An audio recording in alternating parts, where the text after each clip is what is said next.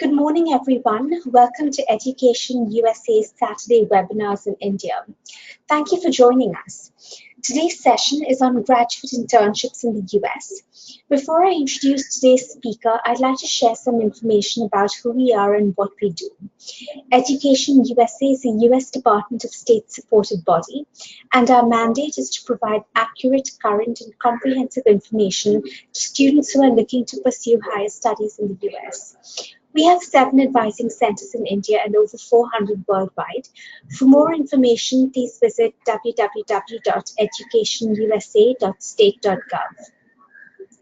In our efforts to reach more students, we conduct virtual information sessions twice a month on Saturdays at 10 a.m. We invite you and your friends to join us for these sessions where you can learn more about the different aspects of higher study in the US. At this point, I'm going to ask all the participants to type into the chat box if you have any technical issues, and I will respond there and try to help you deal with them. At the end of the session, we will have time for questions and answers, so I request that you keep your questions till the end.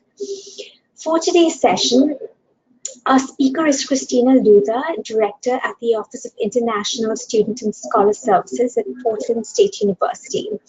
Christina, good evening and welcome to the Saturday webinar, though I know it's Friday your time. Thank you so much for taking this time, especially so late at night in the US, to present the session. We're ready to begin. The floor is all yours. Thank you so much. It's a pleasure to be here this morning for you all. I'm so glad that you're here. So I'd like to start by introducing Portland State University. Portland State is Oregon's most affordable, diverse public research university. We are known internationally for our world-class faculty and groundbreaking research, and we are proud of our commitment to excellence in sustainability, community engagement, and innovation. Portland State's graduate school currently offers 21 doctoral programs, 89 master's programs, and 48 graduate certificates. More than 1,900 graduate degrees and certificates are awarded annually. The graduate school is committed to student success by serving as the principal resource for students, faculty, and staff for all things related to graduate studies at Portland State University. My office, the Office of International Student and Scholar Services, is introduced to students at orientation as being their home away from home. We want international students to rely on us to help them with any sort of challenge that might come up while they are students at Portland State. In addition to offering advising on immigration status, we offer workshops and programming designed to help weave students into the PSU fabric.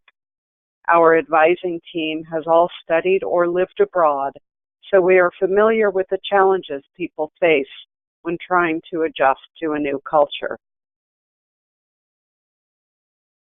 The main benefit that I see for international students participating in internships is that it gives them the opportunity to experience what it is like to work in the United States environment of their field of study.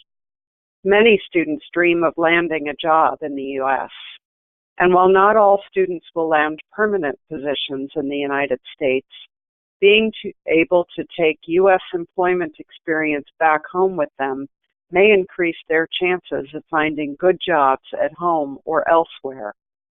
U.S. employment experience, especially in engineering and business, seems to still really count for something. And for those students who decide to try to stay in the U.S. to work, internships often lead to full-time employment after graduation and then to a path to citizenship.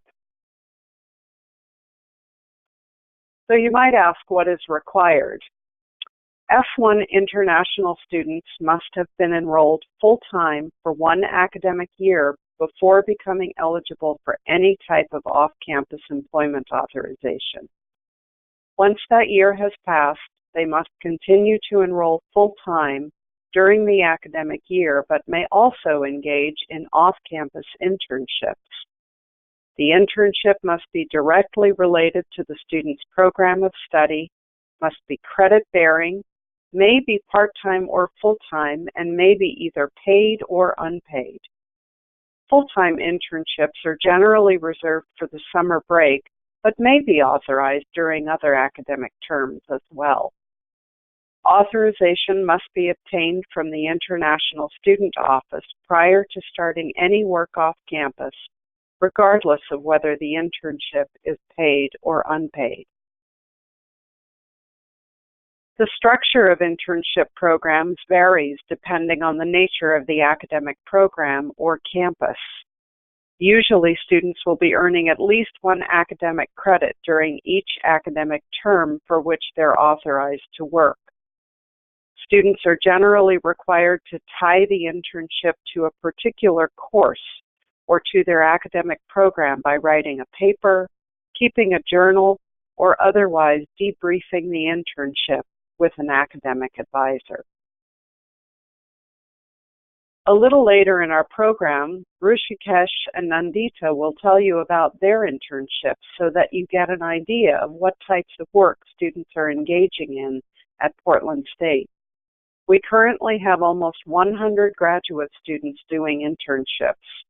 The top 3 employers at the graduate level are Intel, AMD, and Daimler.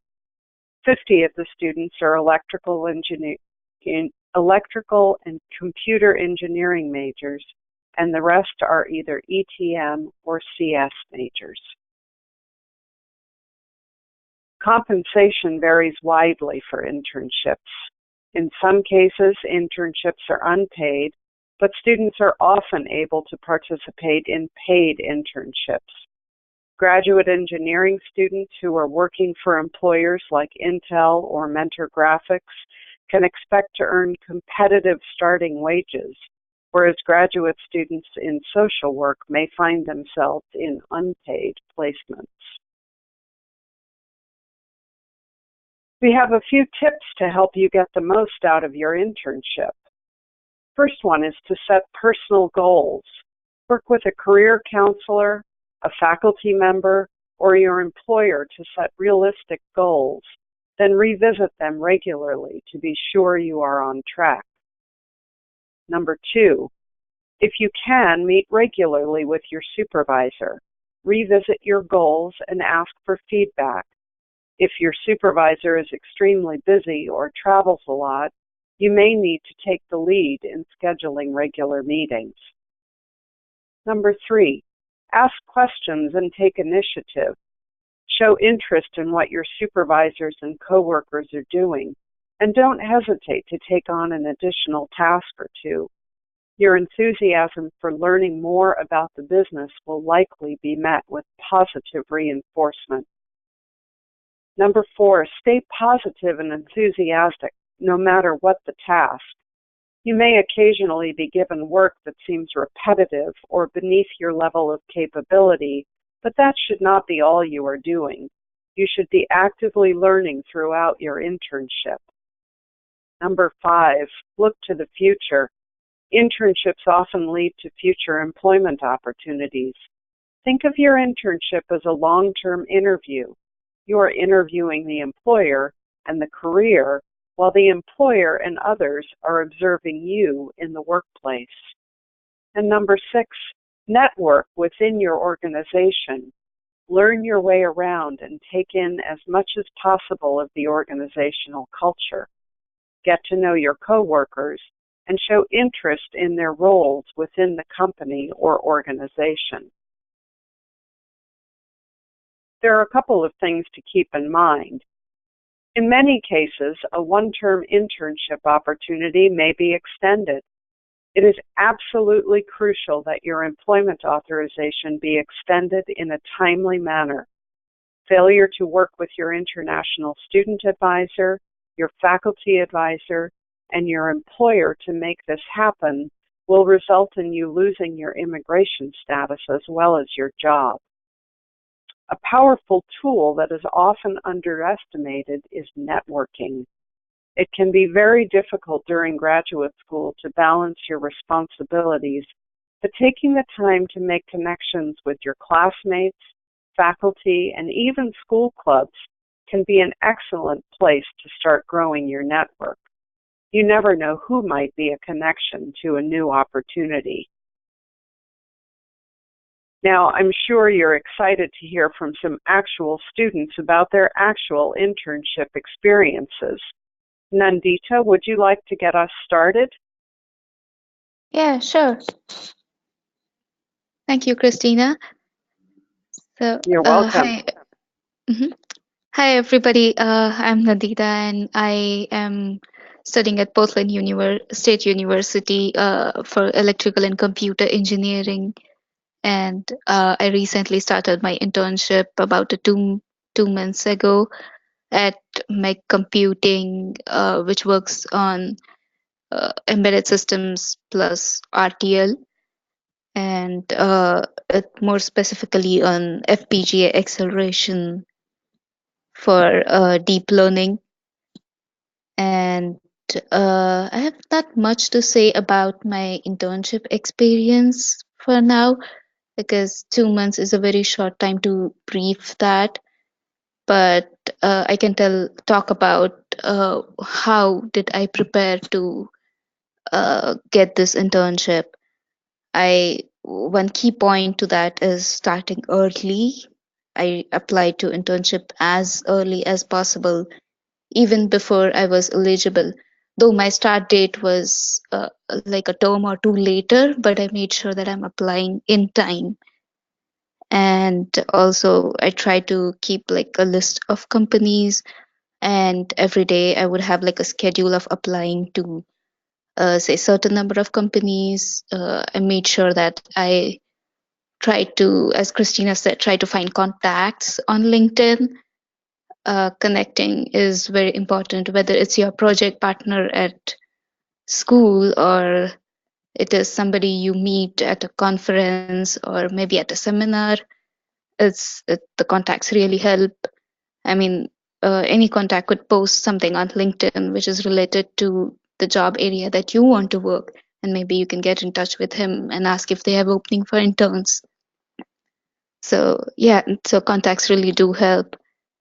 Well, the hardest thing in all this is managing time with on-campus jobs, and I had an assistantship job for two classes, which was really hard to manage with job applications and classes, and then making sure that my assistantship job was done on time. So that was one of the hardest things. But if you do all of this sincerely and with dedication, I think you could land up in a job. And also, you have to keep yourself updated with what is expected out of the job situation right now, and that helps you get a job, and it helped me.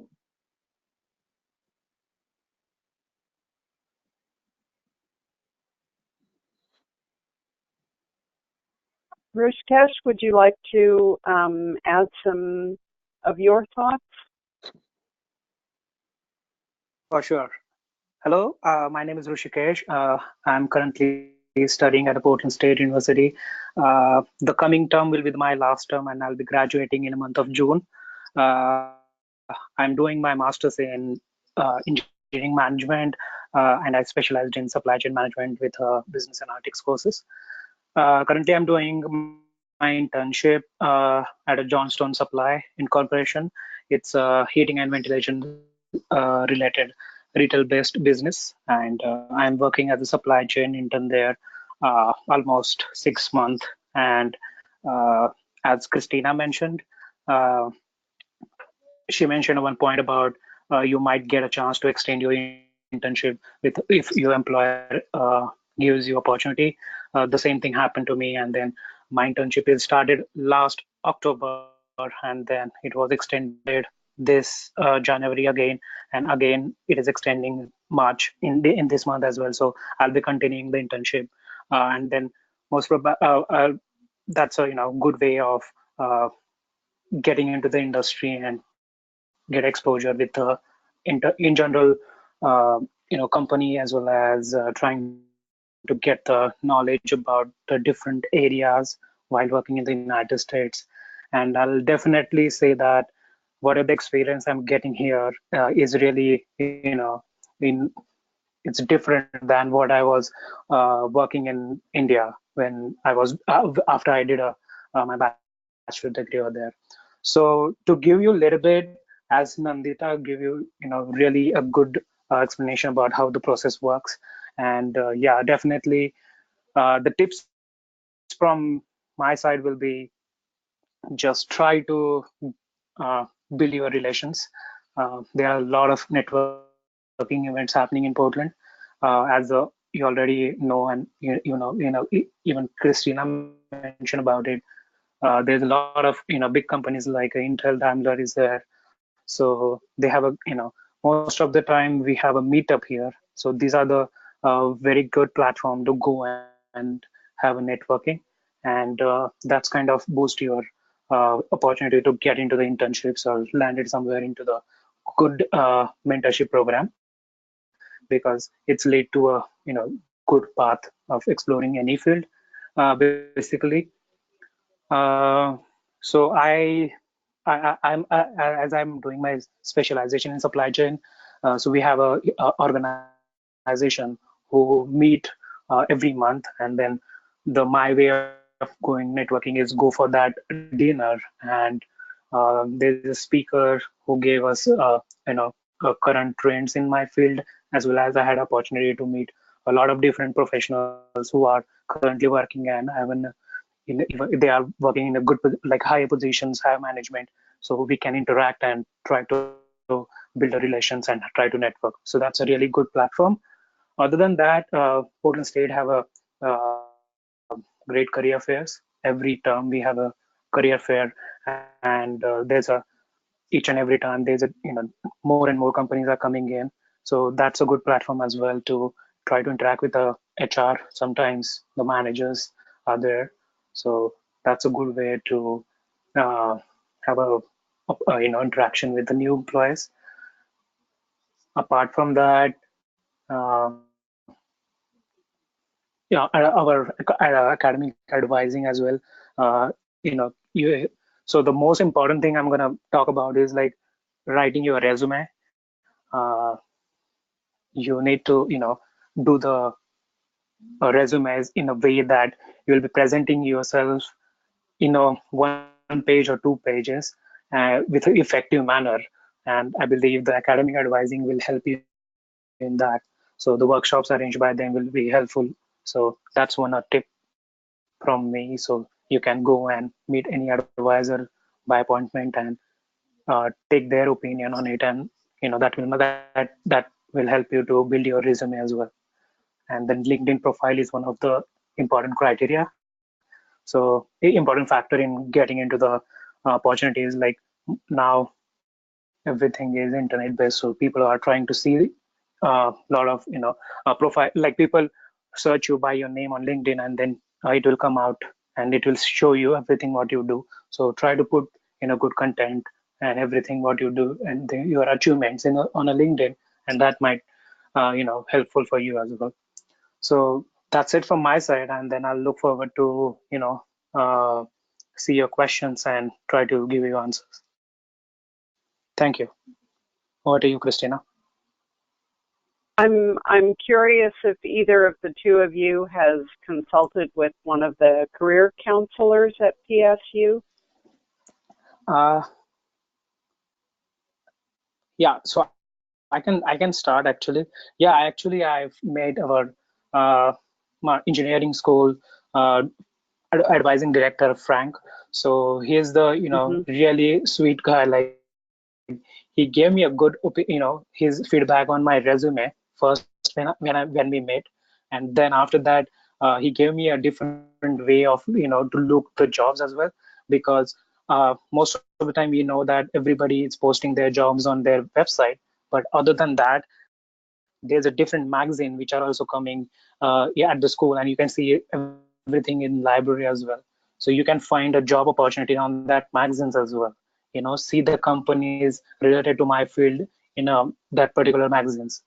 Then another way he said, uh, try to connect with the alumni who are working the companies nearby Portland or anywhere in United States who are from Portland State, try to connect them on a LinkedIn and try to have a conversation with them, and that might be a good way of building a relations, and eventually you can ask them, do you have opportunity, or I'm looking for the opportunity in this field, and please let me know if you found something related to my job. So that's a good tip he gave me after he giving me a feedback on my resume, and then gave me some little bit improvements over there as well. Yeah, so it sounds like you both have been using LinkedIn to expand your network beyond just people who you've gotten to know through your classes and outside of classes. I think that's a really good tip. Nandita, do you have anything to add before we open it up to questions from the folks in India? Yeah, sure. I would like to add to that advisor point that Mm-hmm. yes, I mean every department has student advisor who can help you trying to figure out things like how would you write a resume, or how does your resume needs to be better, or how would you tune yourself more towards industry, or different kinds of situations that we could have during applying for internship, like you're applying to a million companies and you don't get job, and maybe after 6 months or 7 months you get tired and you don't know what to do. That's kind of depressing. So in that case, if you just visit an advisor, he could help you figure out what is going wrong, or help analyze what needs to be improved. Like, is it the interview? Are you not good with the interviews, or are you not good on the technical part, or is your resume not good enough, and or how you present yourself is not the right way? So yeah, a part of it, advising helped me, but more of it was also self efforts, that looking at the websites, looking at the positions of companies, uh, majorly looking at LinkedIn, of how to to to present yourself, how to uh, put your information out there on LinkedIn, how to, in short, advertise yourself, or present your skills in such a way that companies are looking for it. So yeah, advising does help. You mentioned a couple of times that it's important to know how to present yourself. Does either of you have comments about how that's different in the United States from how you might present yourself in an interview setting in India? Yeah, I'll go first. Yes, how is it different is, I would say it's very comfortable giving an interview in the States. Yeah, I mean Mm-hmm. the interviewer is makes you very comfortable, so there's no reason that you should be tensed at all for any. And well, I don't think it's very different from a corporate world in terms of any technical or any other dealings, but I think it's pretty much the same, and we get more opportunities even if you go wrong, which is kind of different from the situation in India. I guess it's because with the interns, they don't really expect much out of them initially, so giving a second chance, if you go wrong in anything in the interview, I think they would just manage it. Yeah, nice. Yep. So that I'll go ahead, Rishikesh. Okay. Do not, just to add her point, like I am really agree with Nandita's point, is like you'll be feeling more comfortable and kind of relaxed when you're talking to HR or maybe some managers.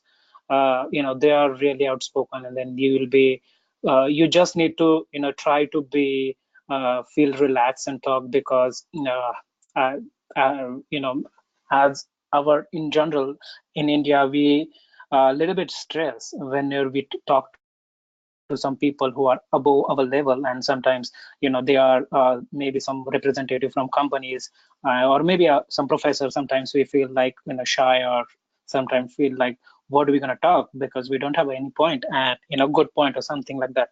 But trust me, there's nothing like that here. You can literally speak about anything and start your conversation. So the breaking, icebreaker need to be there. You need to be whenever you speak with any person, the quickest, you need to make a good conversation with him.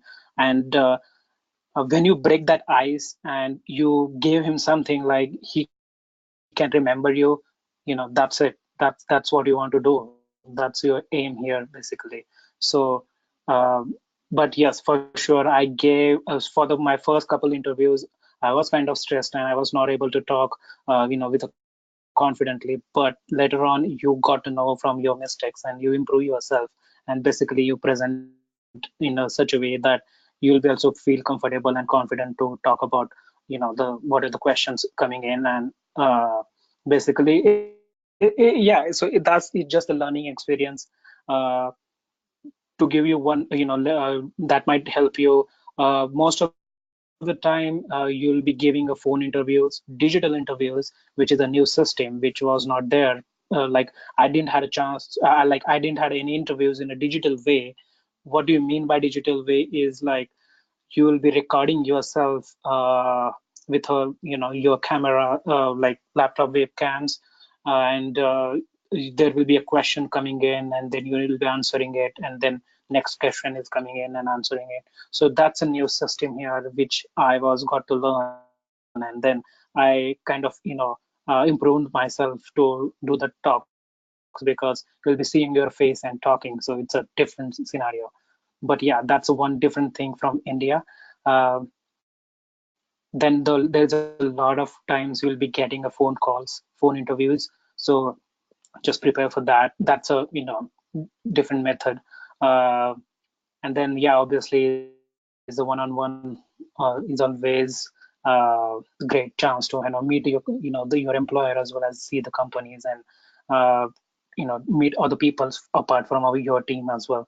It's really I had a chance to give some full-time interviews as well right now. So it's really comfortable. You just need to be feel relaxed and enjoy the experience, and you'll get learn from each and every experience. So just go and talk. That's it.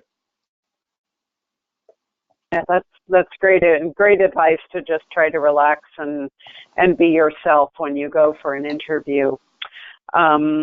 So I want to thank you both. We'll keep you on the line in case the students have questions that you might be able to answer.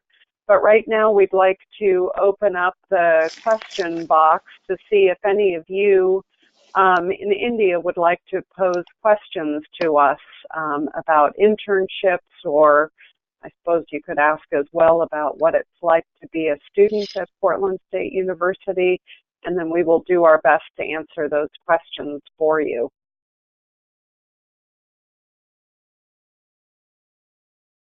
We'll see if anybody types any questions in. So far, there's nothing showing up.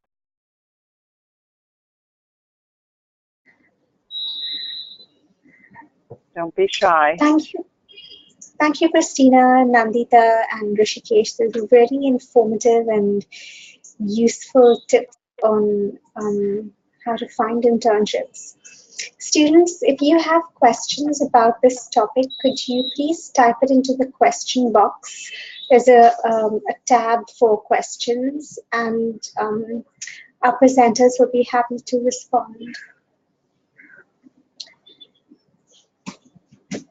So maybe while the others are still typing in, could I just kick this off by asking you, Rishikesh, what do you think, in your case, were the factors that led an internship to turn into a longer, offer of I guess, OPT for you, an offer for OPT? What was the factor that Okay. What were the factors in your case that made that happen?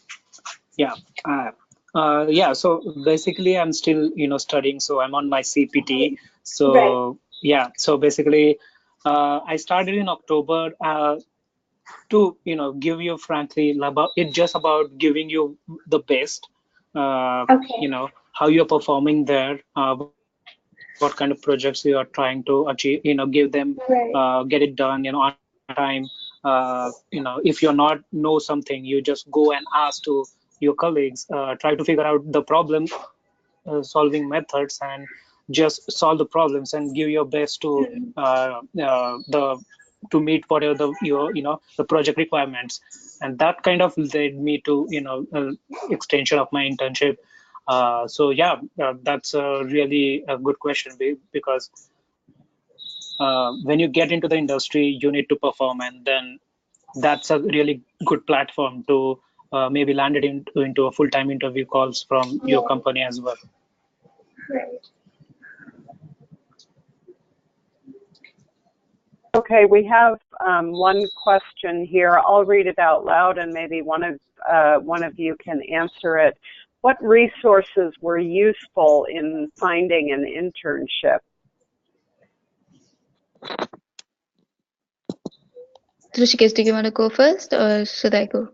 I don't mind. Okay. Okay. 4 resources from my side. First one, LinkedIn. Second one, uh, try to find on Indeed.com. Indeed.com. One more time. Then there's a plenty of website you can find online. You just Google it and you'll find it. Then the common to that one will be the career fairs. You'll be seeing a lot of companies, different names of companies you never heard. From that, you try to see that company names. The magazines will be the another way of see the companies and see what kind of business they do. So advertisement, basically, you can get to know from that, there is a job opportunities or not. And then fourth, I'm pretty much sure that when you come into any university, you know that there's a companies nearby that particular university area. So try to see their career page, and trust me, if you're gonna apply for the internship or if you're gonna apply for the job, uh, at least rejection email will be you'll be getting for sure, and you'll be getting any kind of communication from that side for sure, because most of the time the system here works is like they'll be responding to your whatever the job you applied for. So yeah, that's the 4 resources from my side. Nandita. Yeah, I think I agree with Rishikesh. LinkedIn is the biggest source of finding an internship. Uh, I was I was not aware of fancy websites like Rishikesh was, but I stuck to pretty much LinkedIn and the company websites, like looking up the positions on the company websites and going through each position, trying to find out what is relevant to you. That kind of helps you reflect on your resume as well to help you identify yourself where you want to be, or are you really interested in this or not. Maybe that's what you plan to apply for, but after you look at the job details, maybe that may not be the right one for you. And one other resource was my professors. I have been on good terms with my professors. I was teaching assistant for almost a year now. So every professor that I was assistant to was linked to industry in one or the other way, and they could tell me about the companies. They could tell me about how I would have to apply or how can I find contacts. Yeah, but it was majorly contacts and LinkedIn.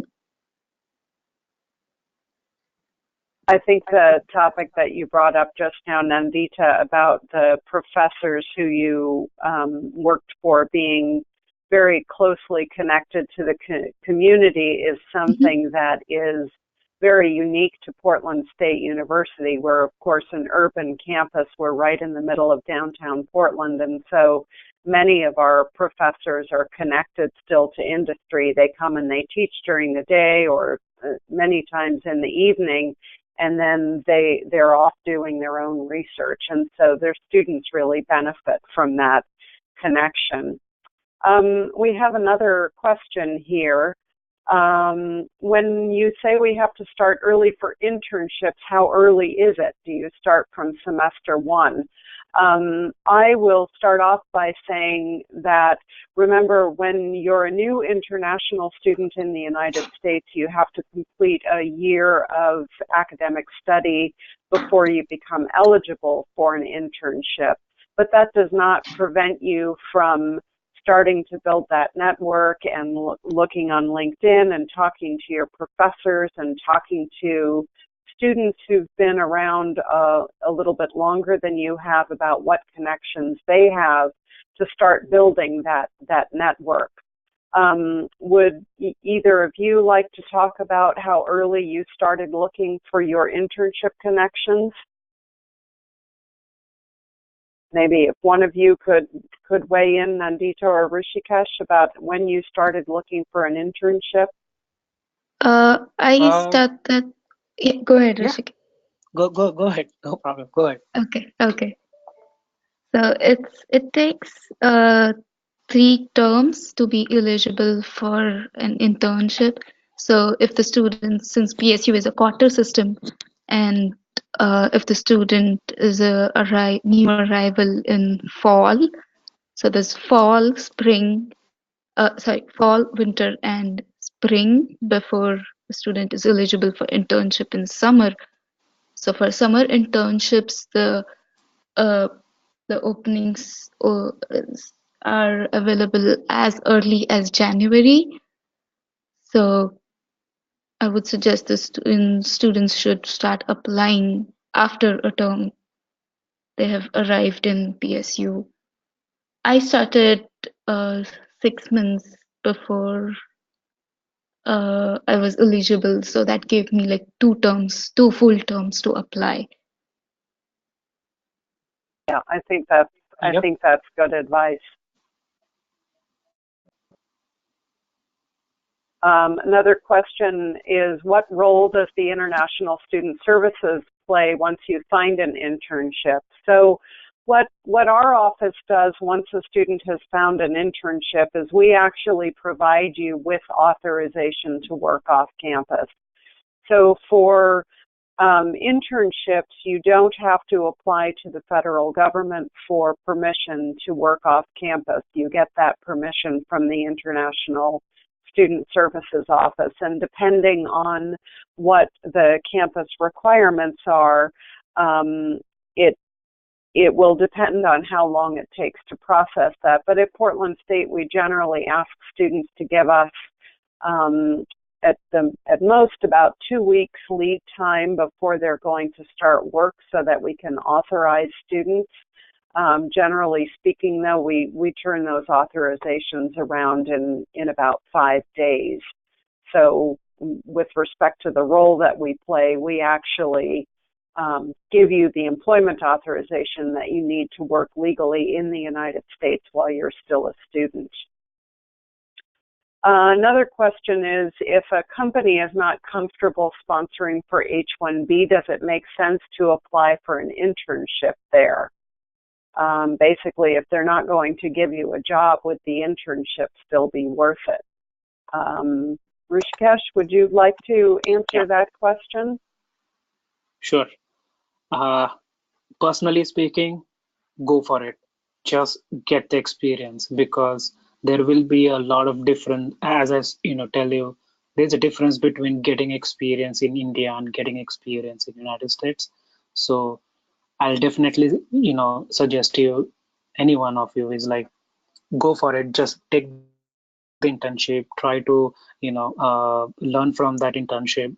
You'll be seeing a lot of different things, and that will help you to get the new jobs, because that is also one more platform where you can build a good network. And if you get a chance, if you if you have a good relation with your manager might refer you to somewhere else. That might lead to some opportunity. You never know. Again, you are building a skills there. So you will got to know the culture as well in the United States, see the your teams and different types of teams basically, and then this will entirely in your experience of 3 months, 6 months, 2 months. It doesn't matter. It just get the experience in United. That is really good important aspect of working here, and then that definitely going to help you to get the maybe next internship or maybe the full-time opportunity if you're gonna apply for somewhere else. Yeah, I think Rishikesh's response is spot on. One thing that you need to remember is that right now, if you're in one of the engineering fields, you're not only eligible for a year of optional practical training when you graduate, you may well be eligible for the STEM extension, meaning you could end up working for 3 years for an employer without them needing to sponsor you for H-1B. And by then you may have convinced the employer that it's worth going through the effort to sponsor for H-1B.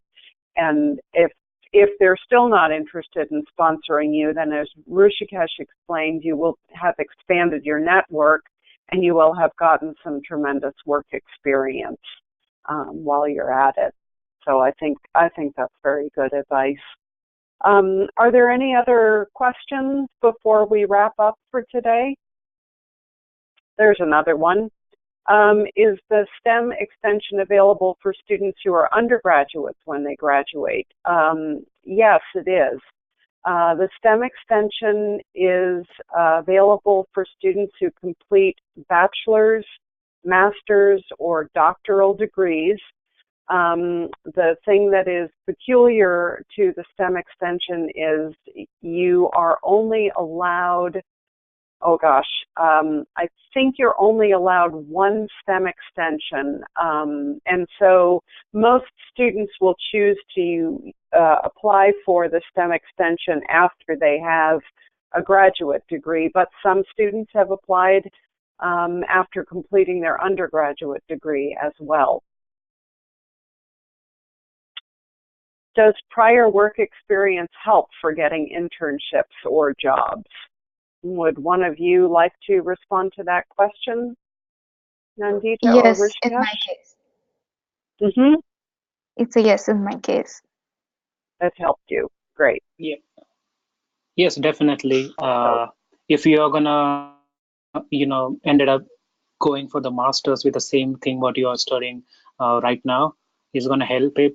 In my case, I did my mechanical engineering. I work for as a product design engineer, and then I was right now working in a supply chain. But so the experience obviously what I got is different, but that's your skill to how to tune that experience in a current whatever the things you are looking at, and then present it in such a way that you can prove your point, what you're gonna do, what you was doing previously, and what you want to do it right now. So definitely yes. Yeah, I agree with Rishikesh. She explained it better. Terrific. Thank you.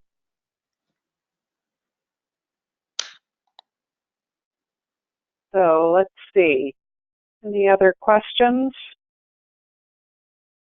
I know we're getting close to our hour.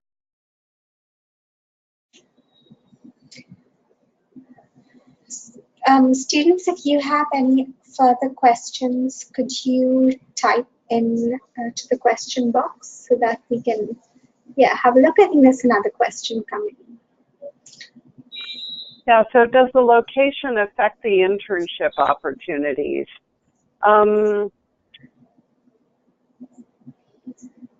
There are a couple of different ways that I could interpret that question. I think that certainly the location of an academic institution could impact what sorts of internship opportunities are immediately available. For example, if you were to attend a college or a university that was in a very small town, then you might not have the same types of opportunities that were close to your institution as if you are attending university in a larger city.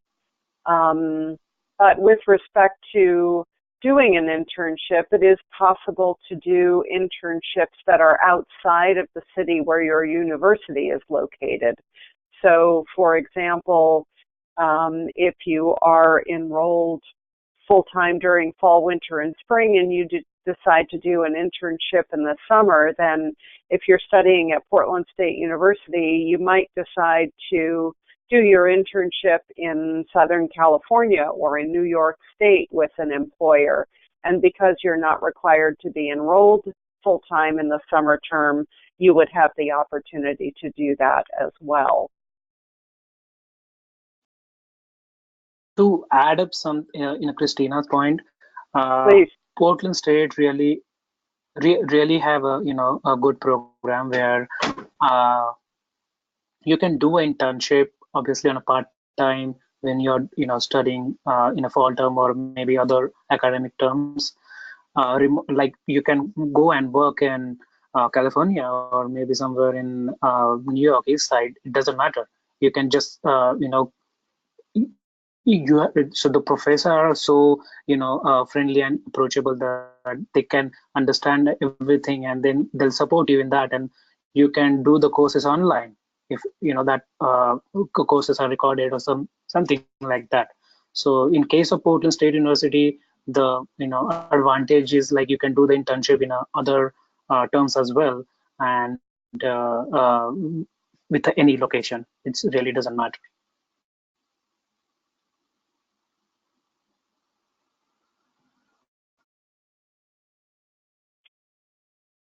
So are there any other questions? I'm sure our students are exhausted. It's the Friday of finals week. They've just completed their final exams. They're probably ready to crash into bed or go out and celebrate, one or the other. Yeah, you're right. For sure. I'm just waiting to end this call. Okay, maybe we should, I think there are no other questions, so maybe we can draw this to a close. I think Thank there's a you so question. much. There is? Okay, one last question. Timeline for PSU for whole year. I'm not quite sure what that means. So as Nandita pointed out, we are a school that is on the quarter system. So we have 4 academic quarters: fall, winter, spring, and summer. And students are generally enrolled during fall, winter, and spring and have summer term as a vacation term. I'm not sure if that answered your question. Right. Okay, I think we will draw this webinar to close. Thank you so much, Christina, for your presentation, and thank you, Nandita and Rishikesh, for all the perspectives that you provided and the experience that you shared. It was very, very valuable, very informative.